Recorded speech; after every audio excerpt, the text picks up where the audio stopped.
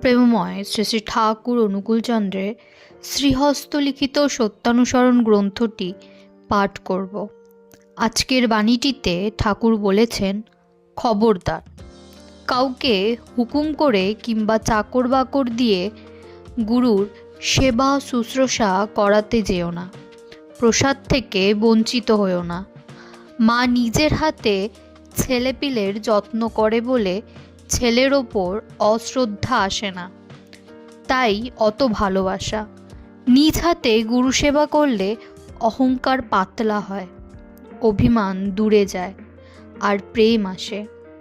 গুরুই ভগবানের সাকার মূর্তি, আর তিনি অ্যাবসলিউট অর্থাৎ অখণ্ড।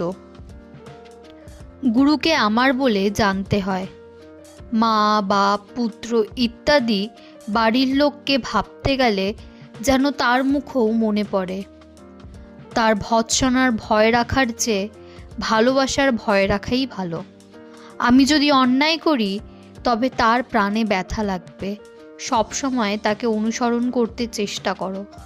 তিনি যা বলেন যত্নে তা রক্ষা করে অভ্যাসে চরিত্রগত করতে নিয়ত চেষ্টা করো, আর তাই সাধনা। সবাইকে জয়গুরু বলে আজকের বাণীটি এখানেই শেষ করছি।